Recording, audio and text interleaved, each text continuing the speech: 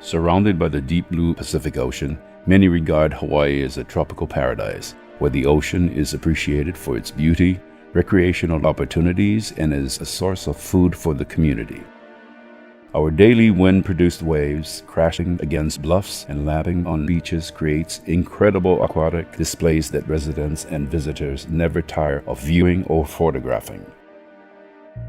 But when the sea rises and slams onto the shore with unimaginable power, one of nature's most powerful forces is unleashed, and the devastation leaves us awestruck.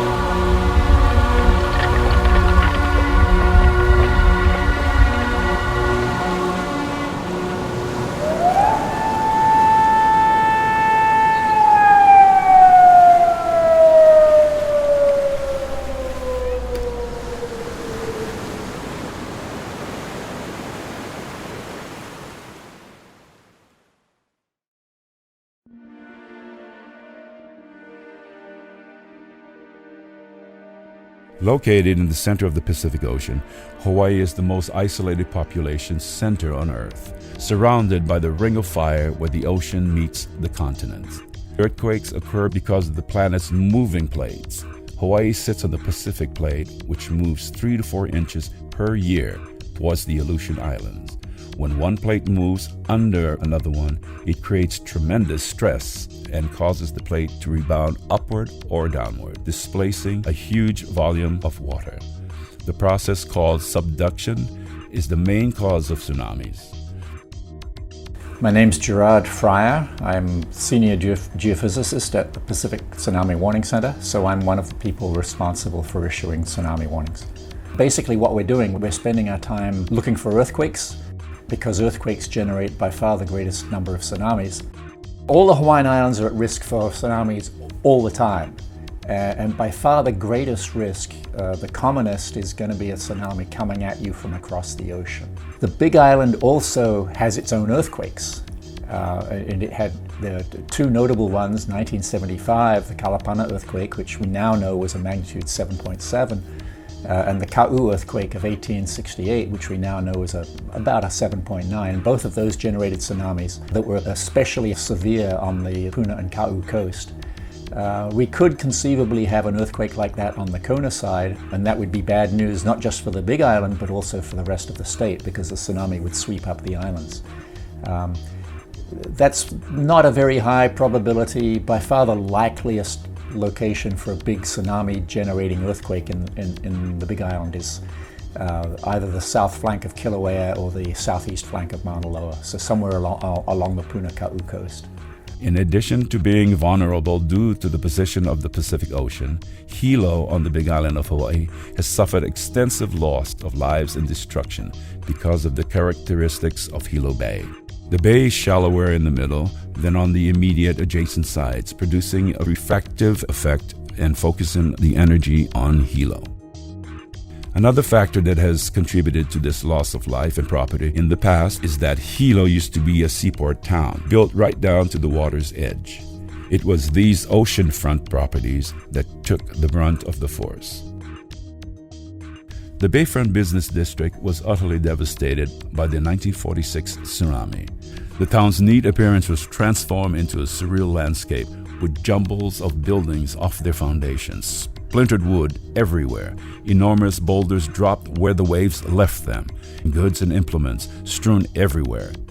Parts of buildings stood at odd angles, and the whole landscape became a distorted conglomerate.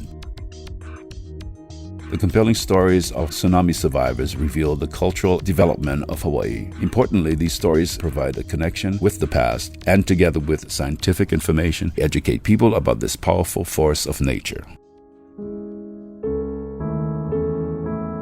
This was early in the morning, about about 7 o'clock, I was getting ready to go to work.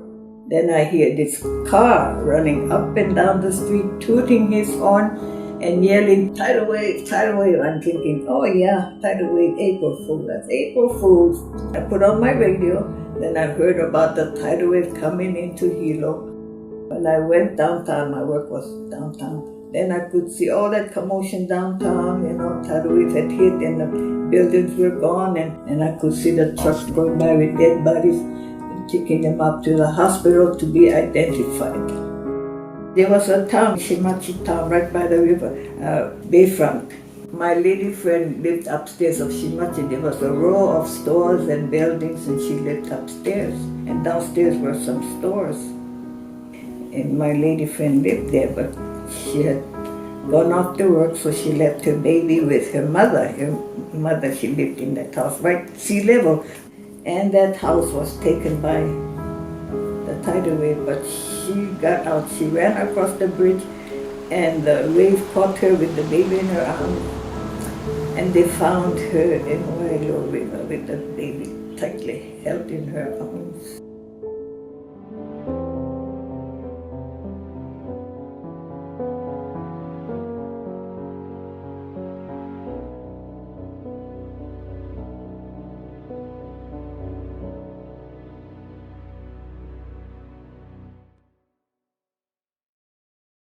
The 1946 tsunami, again, was a very unfortunate tragedy, but it helped to make change.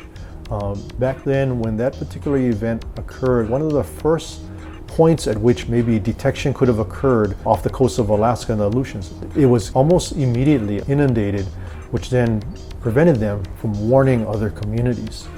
There was no real Pacific-wide warning system or detection system at that time.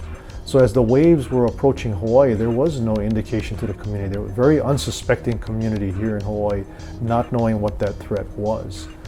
Since then, advancements and improvements have been made to establish a Pacific-wide deep ocean buoy tracking system, monitoring system. We have much better advancements and awareness of what's happening with an event as it unfolds, which puts us in a much better position to forecast, predict what we're going to see, and keep the public informed and guide their decisions. So the 1946 really was maybe the turning point with improving the tsunami warning system, detection system, and advancing us forward. Today, commercial and residential structures cannot be built in these waterfront areas. Hilo's overall appearance today can be attributed to tsunami impact planning. The great thing about Hilo is that, after it was clobbered in 1946 and 1960, it retreated from the ocean. So the area of greatest hazard is now parkland. Could we get something significantly bigger than those tsunamis and cause significantly more flooding? Yes, there's no question. The worry is if we get an earthquake like the Japan earthquake of magnitude 9, if it's in exactly the right spot in the Aleutians, then it's bad news for Hawaii. The good thing about this situation is that we will know that it is one of these bad things, one of these bad tsunamis, and we'll be able to give you 4 hours warning. And we have a pretty darn good idea of how far inland it will get, and that information has been turned over to the counties, and it's being incorporated into the emergency response plans. So it is possible to evacuate from it. But yes, Hilo could be hit again.